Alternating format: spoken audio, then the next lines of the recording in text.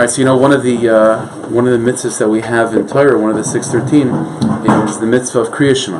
Right, that we have to read every single morning and evening. B'shach b'ov kumecha. We have to say at least Shema Yisrael Hashem Elokeinu Hashem Echad. So it's interesting, in the Gemara and Brachas, in a few places, the Gemara has sort of like a little bit of a nickname for that mitzvah of Kriyas Shema, and what it's described as, the name for it is Kabbalas Ol Malchus Shemayim, to accept upon oneself the yoke of heaven.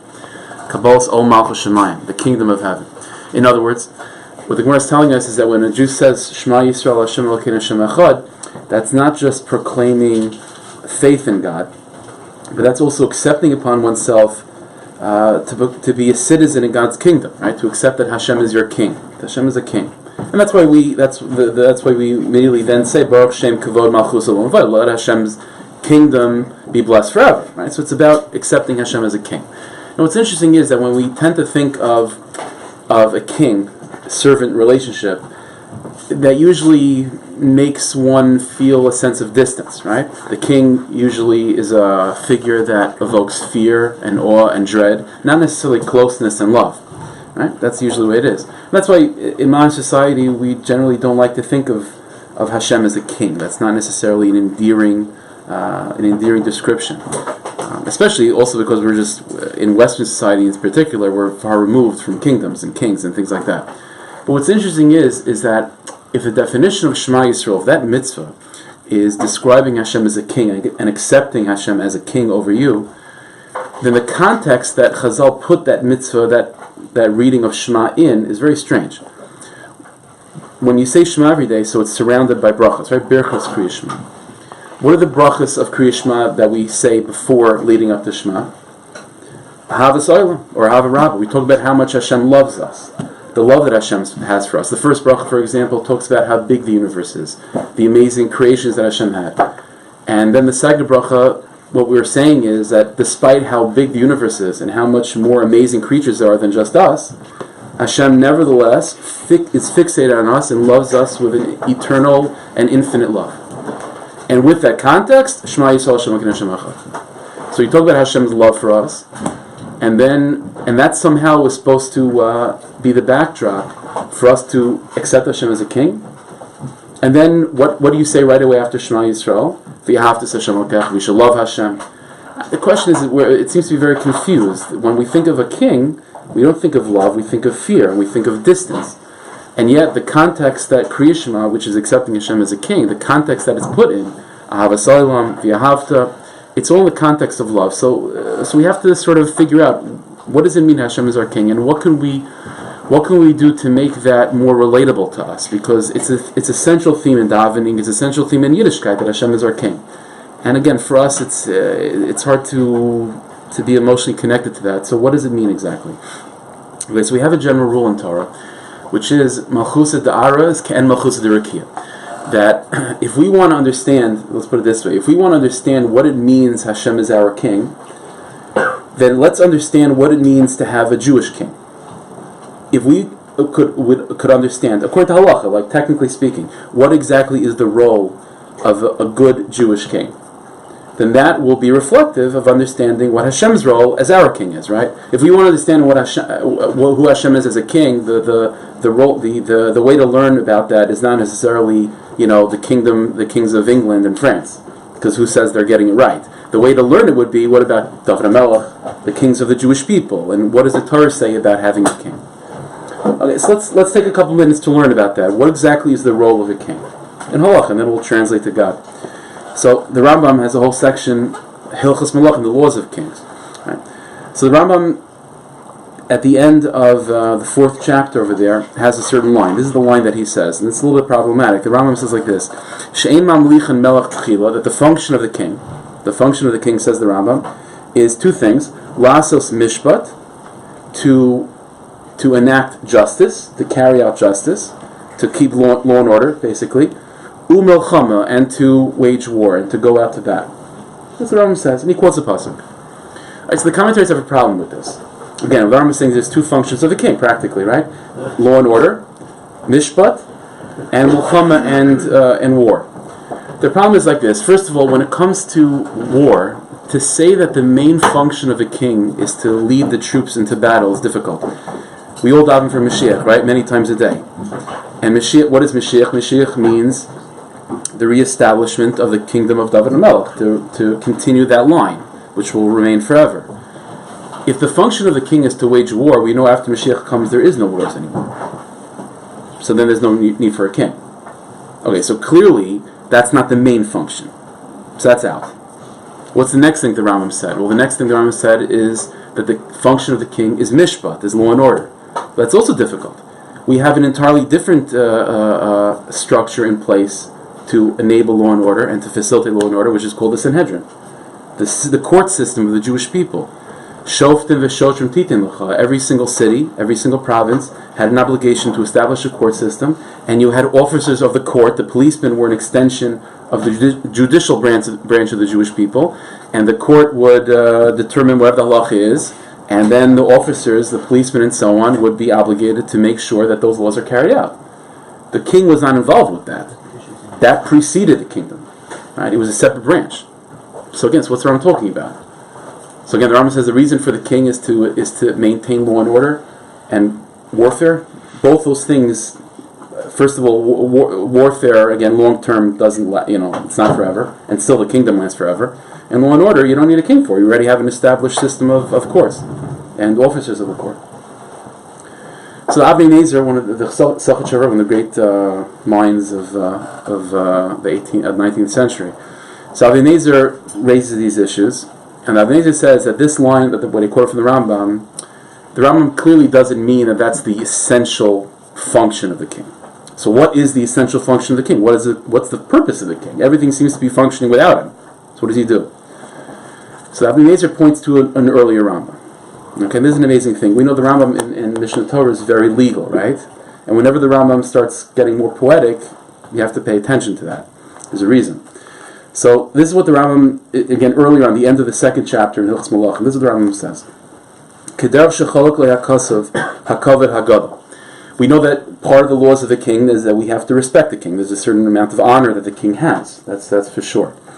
And everyone has to respect and honor the king. That's for sure. But says the Rambam, but at the same time, the Torah also obligates the king, lios libo bekirbo shafal v'chalol, that the king himself should be absolutely humbled and and feel completely hollowed out. For example, there's always a good thing to be humble, right? Humility is always an ideal. The Rambam is saying is that that's not just an ideal. For every person it's an ideal. For the king it's obligatory. The halachas of the king personally is that he has to be humble. The Rambam goes on, the king is forbidden. And this is the laws of a king. The laws of a king is that he's forbidden from acting in a conceited and haughty way towards the Jewish people. Says the Rambam, the obligation of the king is to be compassionate and caring for the greatest of Jews to the smallest of Jews. The king has to be involved all day long. The main involvement of the king is for the good of the people. When the king goes to bed at night, he has to think, are my subjects better today than they were yesterday? How did I improve the welfare of my people? That's his function. And the king has to be sensitive to the respect of even the smallest of his citizens. That's what the Rambam says. And when the king addresses the populace, he's obligated to speak to them in a soft, gentle, humble way. And he quotes an example. He quotes a chassid where David HaMelech is addressing the people, one of his first public addresses as king. And David HaMelech opened the speech by saying, Shme'eni, listen to me, Achai v'ami, my brothers, my people. So as he has to speak in that humbled way. The king has to put in effort to be exceedingly humble. Not just a little bit humble, very humble. And now he goes on. In this week's parasha, we are introduced to Moshe Rabbeinu, the greatest of all leaders. The greatest of all leaders. The first king of the Jewish people. According to Halacha, Moshe had the status of a king. And says the Rambam, there's no greater king than we've had than Moshe Rabbeinu. What did Moshe Rabbeinu say about himself? How did he describe himself vis-a-vis the people? I am nothing. Avram Avinu called himself dust and ash. Moshe took it a step further. I'm nothing. Dust and ashes is already something. I'm nothing. The king has to tolerate, has to burden the heaviness of the people. And he has to also tolerate their complaints, right? If he can't get too upset every time he looks on Twitter and everyone's like bashing him, right? He has to be patient, and he has to be able to tolerate. He has to be able to tolerate the fact that there's going to be people out there that don't like him. It says the Rambam, he has to carry the people like a mother carries a child. Raya kari hakasa, the pasuk calls the king, again, this is all poetic, which again, it's strange of the Rambam. Raya kari hakasa, the pasuk calls him a shepherd. Every king is called a shepherd. V'darko sharoya, and what's the way of a shepherd? The Fush Bakavoa, the Navi describes the way of a shepherd is Edra Yira Bizraya, that the shepherd takes care of his flocks with his own hands. Yikabitz Tuloyim, he gathers up the sheep, Ubecheka Yisa Alois Yinahel, and he carries them with his own hands if need be. Ad Kanas the Rambam says. Says the Avnei Nezer, what the Rambam is telling us is a completely different perspective of what a king is compared to the nations of the world. When it comes to the nations of the world, you name it, whatever it is, from the east to the west, the nature of the king, the function of the king, was absolute power, and in a way of dominating, overwhelming the people with power, and creating a distance between the citizenry and the king. Now, that's what a king was. And because of that, at some point when society, got their senses, we got rid of this concept of a kingdom, right? And we established democracies and so on. But what the Rambam is telling us, says Avnei Nezer, is that what a Jewish kingdom is completely different.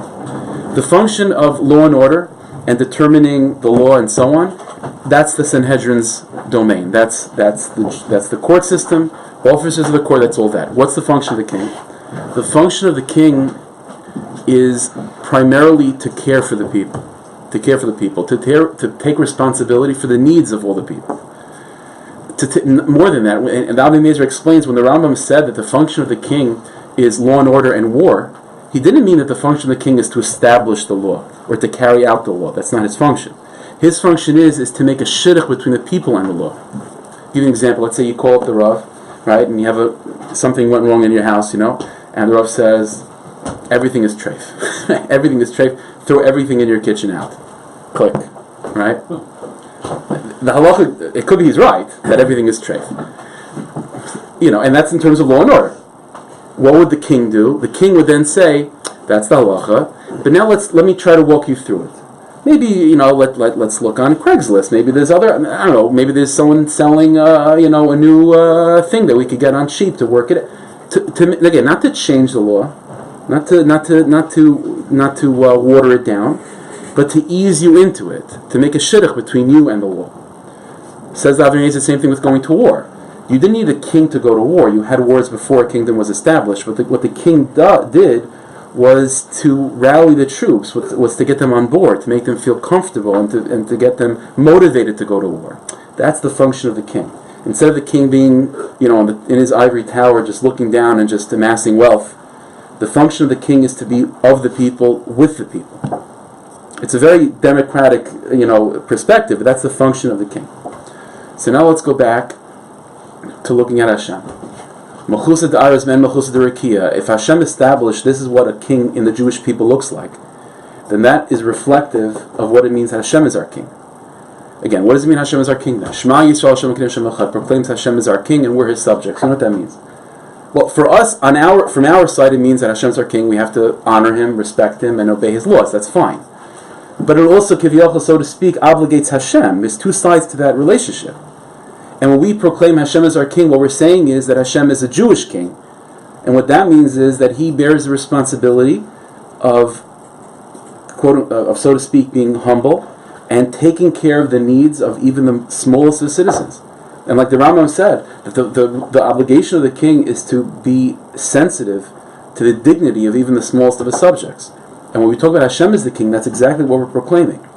There's no greater expression of Hashem's love than him being a king for us. So Ahava Sa'ilam, Ahava Rava. We talk about how much Hashem loves us. That flows right into Shema Yisrael Hashem Elokeinu Hashem Echad. When you realize how much Hashem has love for us, how much Hashem cares for us, that exactly is what it means to be a king. And when we realize that, the natural reciprocal reaction is V'yahatas Hashem L'kechta. We love Hashem back. That's the nature of a king. That's why, again, Moshe Rabbeinu, again, in our parsha, we're introduced to the greatest leader of all time, the king of all kings, right, so to speak, in terms of, in human terms. And what's the first episode of Moshe Rabbeinu as, sort of coming to his own, exiting the palace of Paro? It's an amazing thing, because you have the first Jewish king who's raised in the Egyptian king, right? And so you have a contrast between what a non-Jewish king is about, what does it mean a kingdom in terms of the 70 nations of the world, and what does it mean a Jewish king? And the contrast, you can't have more of a contrast like this. You have the king of Egypt, who's enslaving his populace, who didn't do anything wrong, who's afraid of his own,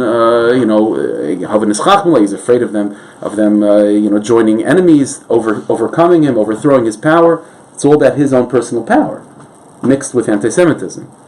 But then you have Moshe Rabbeinu, the first Jewish king, raised in the palace, and the first time he becomes an adult, what does he do? He steps out of the palace, V'yigdal Moshe, v'yetzelach, he walks outside, sees the affliction of his people, and literally risks his life to take care of the needs of some regular Jew, someone that he never knew before.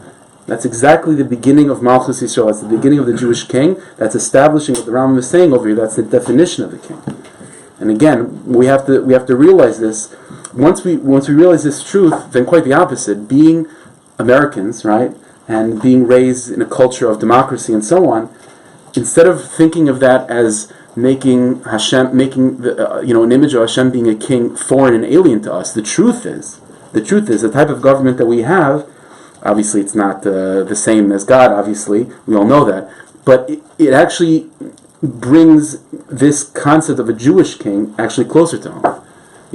Now the objective is, when you say Shema Yisrael, not to think Donald Trump. That's not the point, right? But the idea being is, when you think of Hashem as the king, don't think of King of England or King of France back in those days. You have to think someone who goes to bed at night worried about whether your situation personally is better today than it was yesterday. That's what it means to have a Jewish king, and that's what it means. Hashem is our king. So that's the kavanah. When we say Shema Yisrael, that's the kavanah, to really bring that home. And then, as I said, the reaction automatically is v'ahavtas Hashem l'kecha. Alright, so we should be able to remember that, and we should be able to see with our own two eyes the re-establishment of Malchus Beis David and V'yis Mashiach Tzidkeinu Meher V'yimeinu Amen. Thank you, Hashem.